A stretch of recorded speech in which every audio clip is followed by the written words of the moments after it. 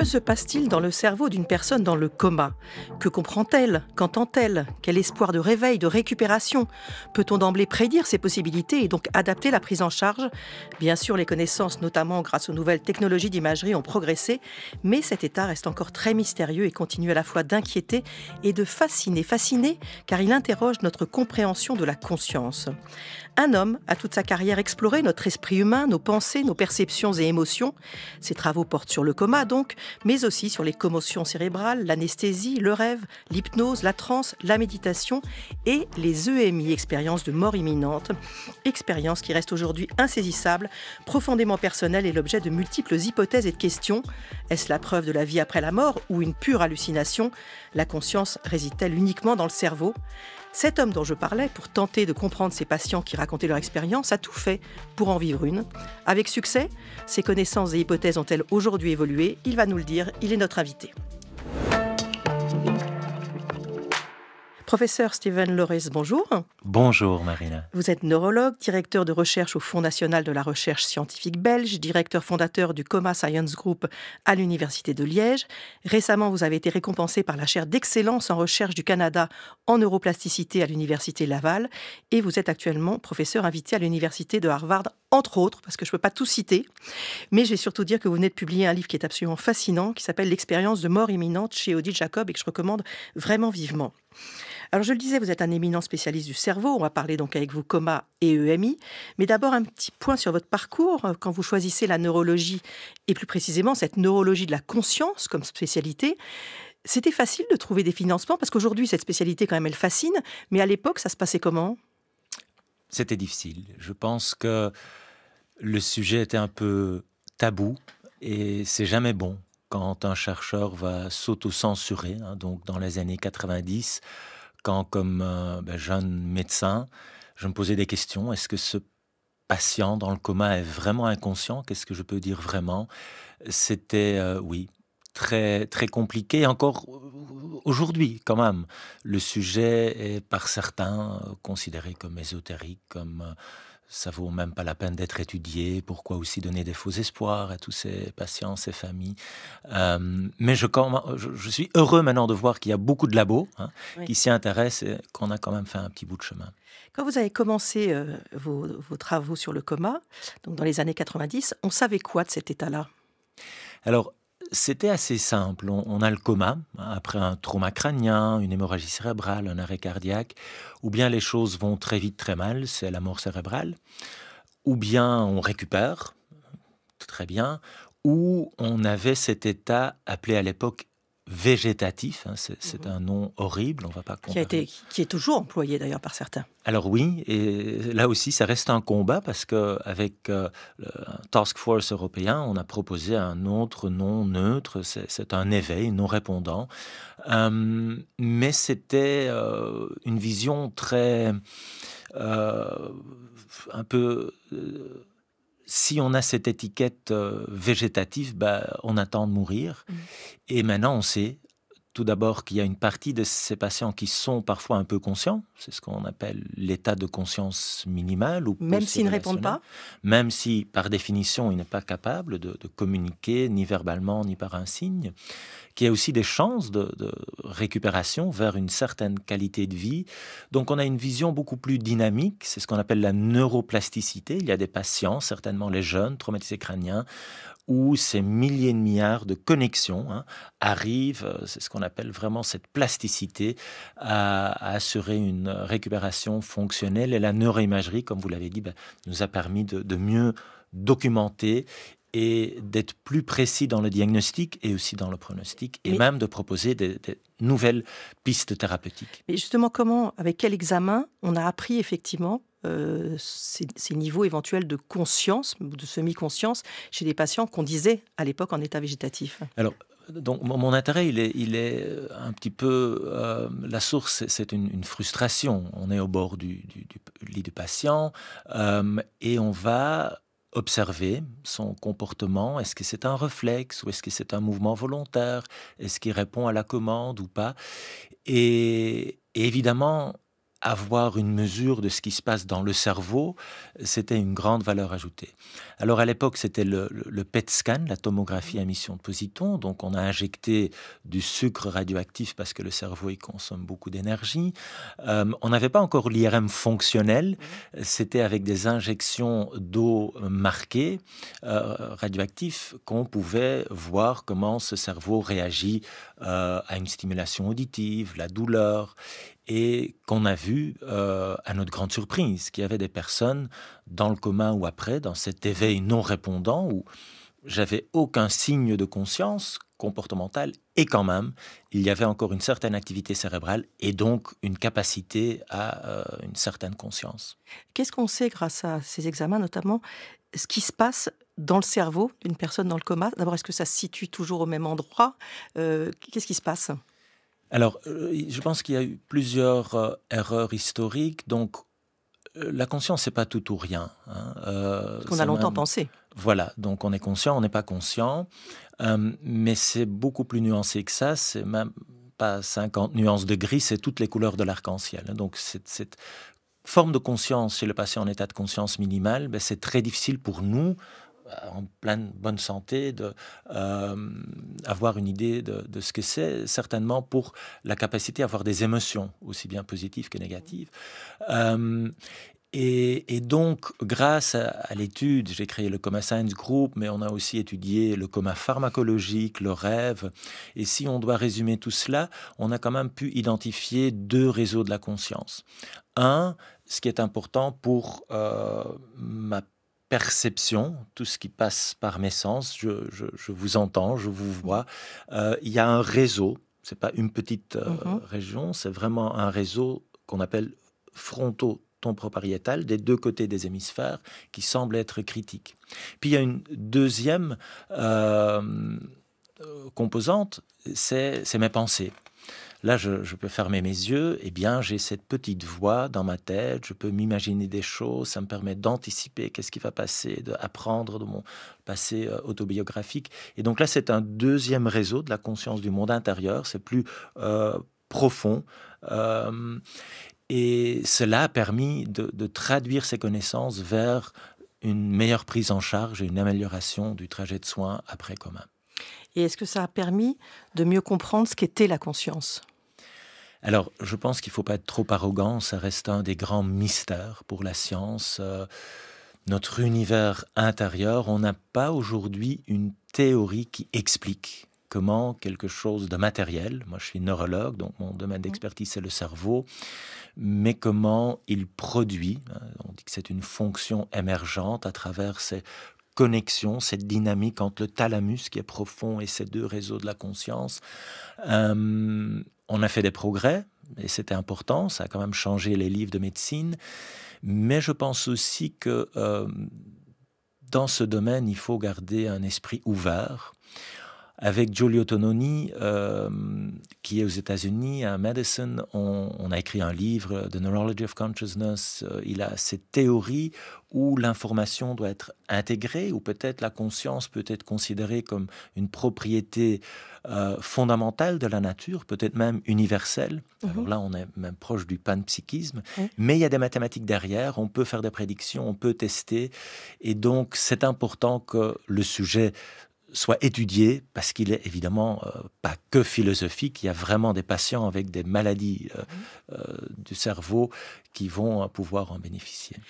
Ces connaissances sur la conscience dans le coma et ces nouveaux degrés de coma, ça change quoi dans la prise en charge clinique, pratique auprès du patient? Alors je pense, on ne peut pas construire sur du sable, hein. Si déjà mon diagnostic il n'est pas bien fondé, si j'ai pas euh, la capacité de prédire est-ce qu'il a ou pas des chances de récupération et quelles sont mes options thérapeutiques. Donc c'est clair que on a publié beaucoup sur la valeur ajoutée de ces différentes techniques de neuroimagerie.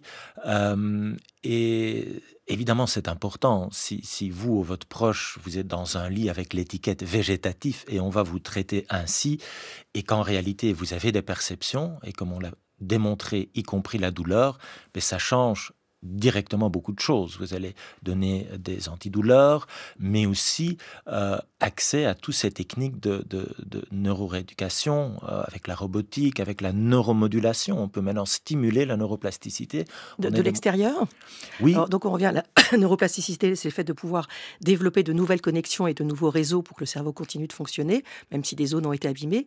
Et là, qu'est-ce que vous faites en pratique dans la neuromodulation? On met des appareils extérieurs pour stimuler ces connexions? Oui, donc on peut mettre 2 électrodes avec un faible courant pendant 20 minutes et on a démontré avec des études contrôlées que ça peut stimuler la neuroplasticité et la récupération fonctionnelle. On a aussi la possibilité de stimuler la matière grise avec des aimants. Et donc cela change nos possibilités, non seulement en neurologie, mais aussi en psychiatrie. C'est qu'on considère qu'il y a beaucoup, enfin plus en tout cas qu'avant, de personnes dans le coma pour lesquelles il faut tenter des choses. Oui, je pense là aussi, j'ai très souvent entendu aïe aïe aïe, n'en parlez pas, vous allez donner un faux espoir à toutes ces familles. Et, la réalité, c'est peut-être qu'on a créé comme communauté médicale un sorte de faux désespoir. Et c'est un peu comme avec le cancer. Il n'y a pas si longtemps, ce diagnostic, voilà, on a le cancer, on va mourir. Et heureusement qu'il y a eu des chercheurs qui ont permis de mieux comprendre. Il y a différents types de cancers. On a maintenant des personnes qui vont guérir. Et ici, je pense que c'est la même chose. Oui, c'est compliqué. Il y a beaucoup de facteurs qui jouent. Le cerveau, il a sa fragilité, mais aussi sa résilience. Et donc, cette vision beaucoup plus dynamique. Quand moi j'étais à l'université, dans les années 80, on a encore appris qu'on est né avec un nombre de neurones, Oui. et puis on ne fait que perdre ces neurones.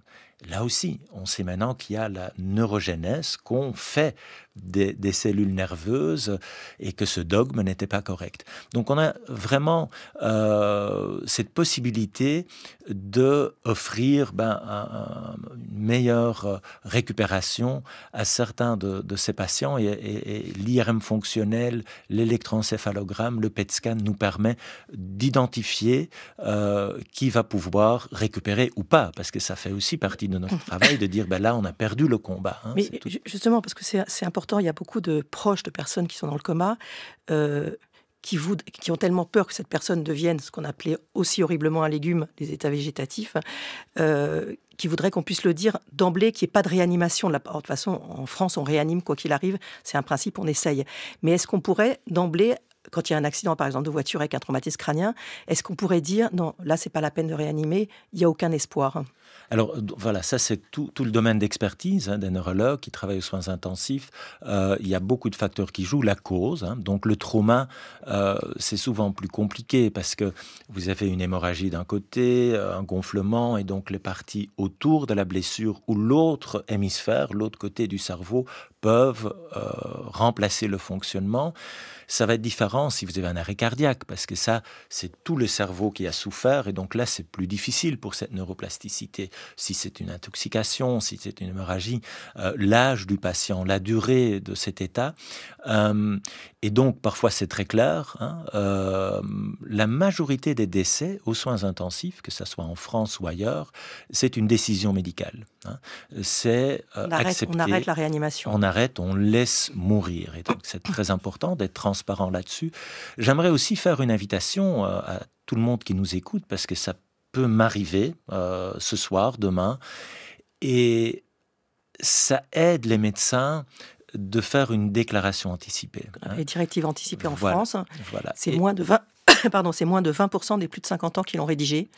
Alors on rappelle que d'écrire ces directives anticipées, ça ne fait pas mourir. Absolument. C'est essentiel. C'est très important. La religion joue un grand rôle, il faut en tenir compte. Donc quelles sont mes convictions philosophiques? Et on peut remplir ce document et aussi identifier quelqu'un qui va pouvoir parler à notre place quand ce sera plus possible. Donc ça va vraiment nous aider pour, dans cette situation dramatique, respecter l'autonomie. Qu'est-ce que ce patient spécifique dans ce contexte aurait souhaité? On va continuer sur la conscience parce qu'elle est aussi largement interrogée dans ces phénomènes que sont les expériences de mort imminente. Vous avez tenté d'en vivre une, vous aussi, pour mieux comprendre. On en parle tout de suite. Il y aurait dans le monde 4 à 5% d'expérienceurs. C'est ainsi qu'on appelle ceux qui ont vécu une EMI. Et pour comprendre ces personnes, donc le professeur Steven Lereis, neurologue, spécialiste du cerveau et de la neurologie de la conscience, a tenté d'en vivre une. Vous le racontez donc dans votre livre absolument passionnant, L'expérience de mort imminente chez Odile Jacob. L'émission est préparée par Anne-Claire Bazin, réalisée par Thomas Jost avec à la technique Noé Chaban, à la vidéo Édouard Rubinstein. Donc vous dites que vous avez voulu comprendre vos patients, mais il y a quand même une petite histoire personnelle là-dessous. Vous êtes né un 24 décembre, ça ne s'invente pas. Votre mère a failli mourir, elle a été sauvée, mais elle a fait une EMI, ce que vous allez découvrir des années plus tard. Et c'est une expérience négative qu'elle a vécue. Quand on parle de EMI, le récit est plutôt assez beau. Écoutez Nelly qui raconte ce qu'elle a vécu sur Ici. Elle avait 26 ans. Je suis partie, moi en fait, c'est comme quand on enlève un gant du gant Mappa, hein. Je suis partie, je suis sortie de mon corps comme ça. En plus j'étais dans un couloir parce qu'il y avait des soucis de place. Et donc je suis partie, je me suis retirée de mon corps par la tête. Et donc je suis partie effectivement dans ce qu'on appelle ce tunnel, un tunnel grande lumière, mais grande lumière pas éblouissante, une lumière très douce, très accueillante, très enveloppante, mais sans qu'on la sente. C'était vraiment un moment de plénitude, de bonheur, il y avait, voilà, plus rien fait mal, plus rien n'existe, comme un vol, quoi. Ce tunnel, cette lumière, cette paix, parfois avec des personnages de son passé, etc., c'est vraiment ce qu'on entend le plus souvent? Exactement, en amenant des milliers de témoignages. Euh, Numéro un, c'est ce sentiment de bien-être. Il y a plus de douleur. Puis il y a cette lumière, souvent interprétée comme un tunnel, la décorporation. Donc on a ici un très beau témoignage. Et en même temps, on a constaté qu'il semble y avoir des différences culturelles. Je donnais une conférence à Saint-Pétersbourg et il y avait là un prêtre, Father Sergei de l'église orthodoxe, qui me disait, moi, je travaille depuis des années aux soins intensifs et j'entends des récits très différents. La moitié des personnes qui vivent une émotion négative, qui vont parfois même voir le diable aller en enfer. Et donc, voilà. C'est le spleen russe, ça.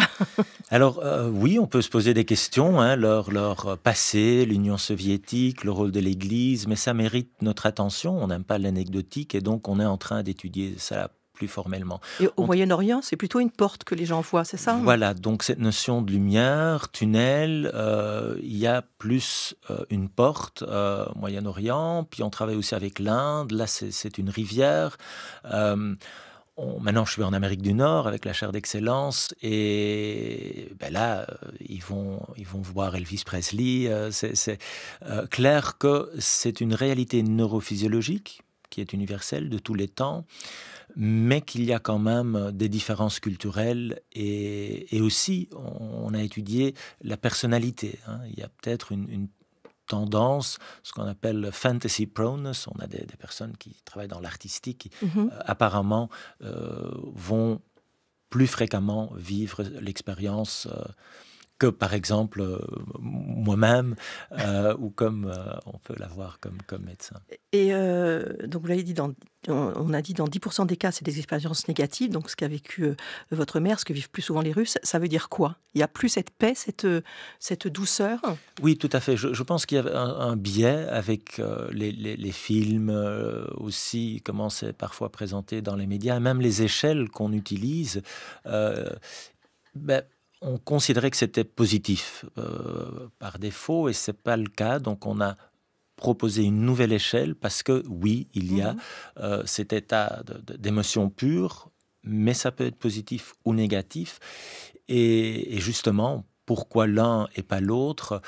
On l'a comparé aussi à la prise de psychédéliques, en amenant des outils où on peut analyser ces textes avec l'intelligence artificielle et de vraiment avancer dans un domaine difficile parce qu'on parle de une expérience personnelle, c'est la subjectivité pure, mais on a ce qu'on appelle la microphénoménologie, en amenant des outils pour mieux décrypter cela, et puis évidemment venir avec des théories qui expliquent est-ce que c'est ou pas une preuve de l'âme, de l'esprit, d'une vie après la mort. On va évidemment y venir. Mais donc je disais, vous avez voulu, vous, vivre une telle expérience. Qu'est-ce que vous avez tenté? Alors, c'était... Pas des choses qui vous mettaient en danger quand même, de mort. Mes enfants trouvaient quand même que c'était assez, C'était trop. assez extrême. Mais c'était une discussion avec un journaliste, National Geographic, et à un moment, je me dis, oui, on a publié beaucoup sur le phénomène, mais je me sens un peu comme ce scientifique qui étudie la vision en couleur. Mais même si moi, imaginons, j'ai une connaissance absolue théorique de ce qui se passe de la rétine jusqu'au cortex visuel, mais que je vois en noir et blanc. Le jour où je vais récupérer une vision en couleur, est-ce que ça ne va pas changer quelque chose? Est-ce que il n'y a pas une différence entre connaissance et expérience? Et donc, oui, je me suis fait injecter de la psilocybine dans mes veines, dans une IRM à Londres. Et j'ai vécu quelque chose d'extraordinaire. Je n'avais plus de corps, j'étais un avec l'univers. Et puis après, j'ai pu voir qu'est-ce qui se passait dans mon cerveau, mesuré par l'IRM fonctionnel. J'étais dans une énorme centrifuge en Varsovie. Ce qu'on fait pour les astronautes. Voilà, où j'ai pu vivre. J'ai pris 7-8G. Ah oui. Et puis, oui, il n'y a plus de sang qui va vers le cerveau, vers la rétine. On a cette vision en tunnel. Et puis, j'ai perdu conscience. Ah oui, je comprends quand même vos enfants, là, effectivement. Mais ça n'a pas été des vrais EMI. Alors, j'ai, entre-temps, vécu toutes ces caractéristiques, y compris la décorporation. Il n'y a plus de notion de temps. Mais pas ce que j'entends de pas mal de participants, cette expérience mystique, non, j'attends. À différence de l'expérience des études sur les rêves, c'est très compliqué d'étudier les EMI parce que ça ne prévient pas. Donc ça ne prévient pas, c'est pas très durable non plus. Qu'est-ce qu'on sait aujourd'hui de ces EMI dans notre cerveau ? Alors, ça fait 25 ans qu'on étudie ces états modifiés de conscience, le coma, ce qui se passe aux soins intensifs. On a vu que 15% des personnes au CHU de Liège qui survivent ont une expérience de mort imminente. Ils survivent quoi? À un arrêt cardiaque? Peu importe la d'accord. cause, que ça Ok. soit traumatique, arrêt cardiaque, D'accord. hémorragie cérébrale, on se retrouve dans le coma aux soins intensifs. 15% vont, après nous partager ce qu'ils ont vécu. Il y en a peut-être beaucoup plus et on peut avoir aussi des problèmes de mémoire, comme avec le rêve, en effet. Je ne sais pas si vous avez des souvenirs de votre rêve de la nuit passée, mais c'est très probable que vous avez eu du sommeil paradoxal. Donc c'est compliqué, ça ne se passe pas non plus dans une IRM fonctionnelle où on peut voir, où je peux le reproduire dans un labo de sommeil pour étudier le rêve. Mais on a quand même une série de pistes. On a récemment publié qu'on peut reproduire le phénomène. Donc j'y ai moi-même là aussi participé. On peut, à travers une série de manipulations, faire un manque transitoire d'oxygène vers le cerveau, je perds conscience, et la moitié de ces personnes qui vivent comme une syncope vont avoir une EMI. Et on le fait avec 256 électrodes sur la tête. On a pu prédire l'activité anormale dans des structures profondes limbiques corrélée avec l'intensité de l'expérience rapporté par après. Mais c'est clair que c'est difficile. C'est pour ça aussi, Marina, si je peux me permettre, on a besoin encore plus de témoignages. Permettez-vous, vous faites un appel, justement. Voilà, on a besoin de vous. Contactez-nous sur nde@ulaval.ca. Il y a une série de chercheurs qui essayent de mieux comprendre. Tout d'abord, il faut écouter ceux qui l'ont vécu dans ces différentes circonstances, pas uniquement d'ailleurs aux soins intensifs. On en a beaucoup, ce qu'on appelle les fear deaths. On a peur de mourir, c'est l'alpiniste qui tombe, il est sauvé par la corde. Mais on en a aussi pendant la méditation, le sommeil, même l'orgasme. Donc on essaye de comprendre le phénomène et les différentes circonstances qui peuvent le provoquer. Est-ce qu'on peut bien préciser que ça n'a aucun rapport avec la mort cérébrale? On en revient de ces EMI. Tout le monde en revient pour en parler. Merci de le souligner parce que expérience de mort imminente, il y a ce mot mort. Alors, on ne revient pas de la mort, sauf erreur diagnostique.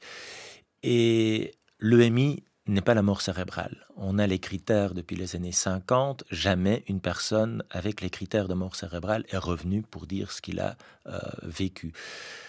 C'est important. Quelque part, on a une preuve scientifique de vie après la mort, c'est le don d'organes. On peut sauver jusqu'à 7 vies. Donc là aussi, je fais un appel. Ça peut arriver à chacun de nous une insuffisance rénale, là, on est très heureux d'avoir un don, une greffe.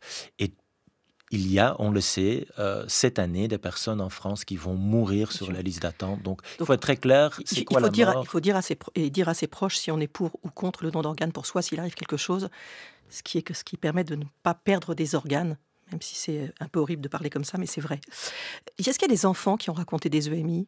Alors oui, ça c'est très intéressant, hein, parce que il y a peut-être moins certains biais, mais quand Oui. même, hein, les enfants, euh, le plus intéressant pour nous, c'est d'avoir l'enfant qui survit les soins intensifs et qui peut directement rapporter. Ou pour le moment, on utilise aussi le dessin. On a des outils en intelligence artificielle pour comparer ce que l'enfant va dessiner, parce que je pense que c'est une expérience émotionnelle pure, où le cerveau, qu'est-ce qu'il fait? Il essaye de donner un sens. On est en train d'avoir cette discussion, et là, il se passe quelque chose qu'il n'a jamais vécu. Et on a l'hémisphère gauche avec le réseau du langage où je vais m'expliquer à moi-même qu'est-ce qui vient de se passer. Et là, il y a déjà une reconstruction, et puis je le partage avec d'autres, avec des mots. Et donc, l'enfance, c'est très intéressant. Il y a des témoignages.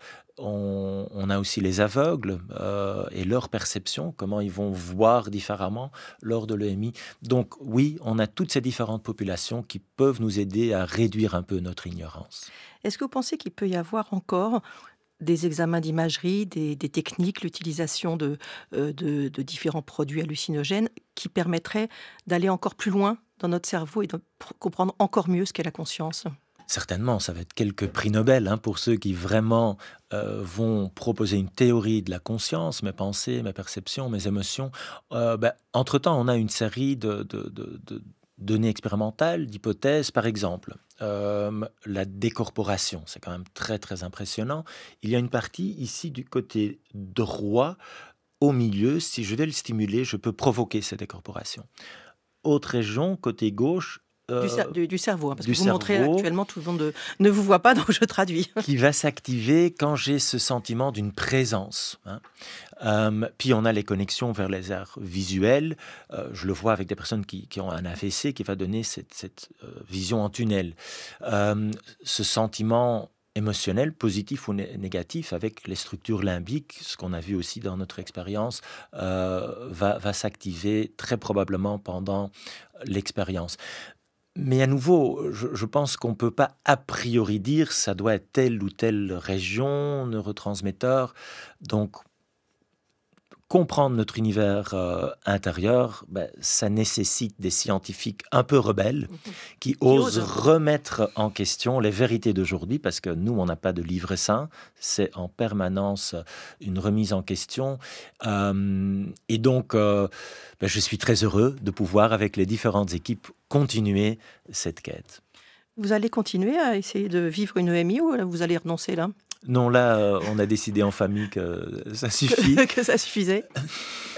Ça paraît assez raisonnable d'arrêter un petit peu. Mais je suis très heureux. Ça m'a permis de mieux comprendre les patients et aussi mon travail comme neurologue aux soins intensifs en rééducation. On parle de ce livre, L'expérience de mort imminente, mais je vais aussi parler de la vie, comment c'est un cadeau, comment c'est un miracle, que je reste encore plus que jamais émerveillé et curieux. Et c'est un cadeau qu'on n'apprécie pas nécessairement à sa propre valeur. Merci infiniment. Je rappelle votre livre vraiment passionnant, L'expérience de mort imminente, c'est paru chez Odile Jacob. Merci beaucoup. Merci à vous.